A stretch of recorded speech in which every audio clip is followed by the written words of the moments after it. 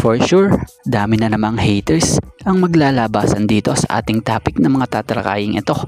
At sa tatlong Ginebra players na itinetrade o di umano or makakapalit nila Javi Gomez Del Llano and Stephen Holt.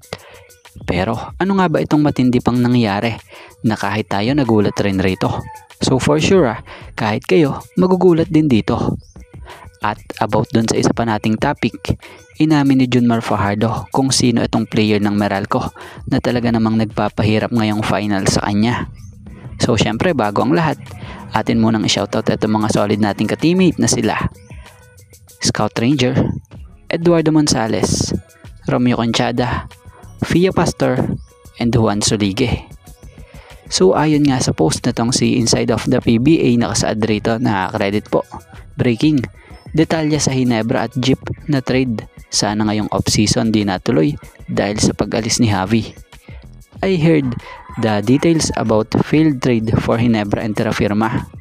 Before Javi decided to go with his brother Juan on the KBL, the insider on Terra Firma told me the details about his possible Ginebra.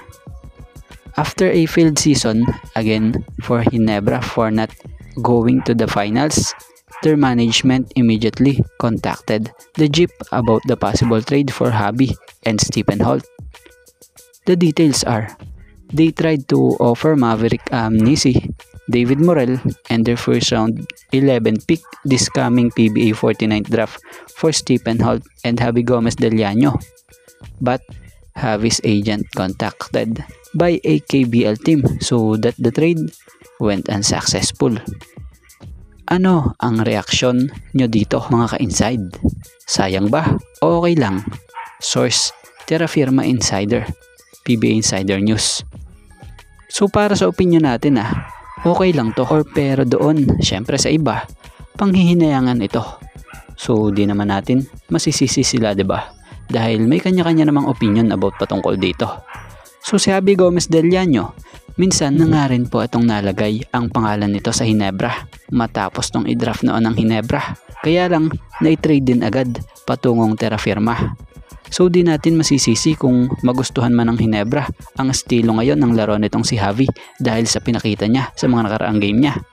Pero nang dahil nga po sa may offer or may nababalitang di umano'y tutungo raw ito sa KBL, di nga po nangyari na mapunta pa ito sa Ginebra. So yung Stephen Holt naman, nung nakaraan pa ito naro-rumors na di umano'y mapupunta raw di umano sa Ginebra via trade. Pero yun naging rumor nga lang sa mga nakalipas na araw. Pero tingnan din natin sa off-season ng PBA kung ito ba'y tuluyang mapupunta sa Ginebra or hindi. So isa lang ang solusyon dyan, yung mag-antay lang ng balita kung ano magiging kahihinatnan after ng off-season ng PBA. At mapunta naman tayo dito sa about sa tatlong Ginebra player na sila Maverick Amnisi, David Morel, and future 11 picks sa first round ng Ginebra. So ito kung tutuusin masasabi mong malaki rin ang value na pwede nitong tanong, bakit?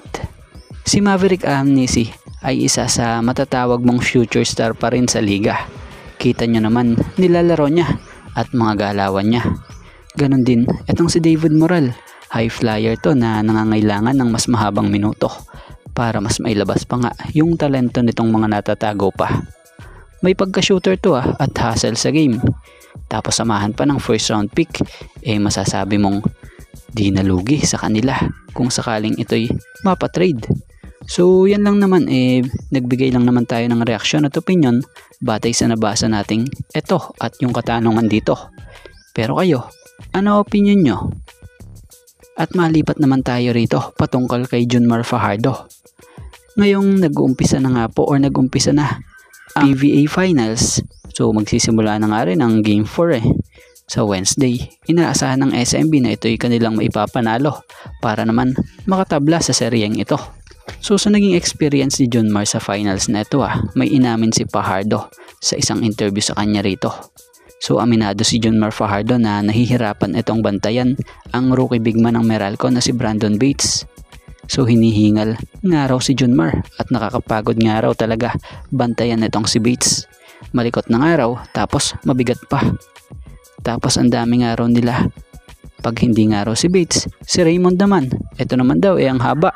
Tapos si Pascual, si Torres, ang dami nga raw ng mga itong pang ball screens. Kaya pagod na pagod nga raw siya sa mga ito talaga.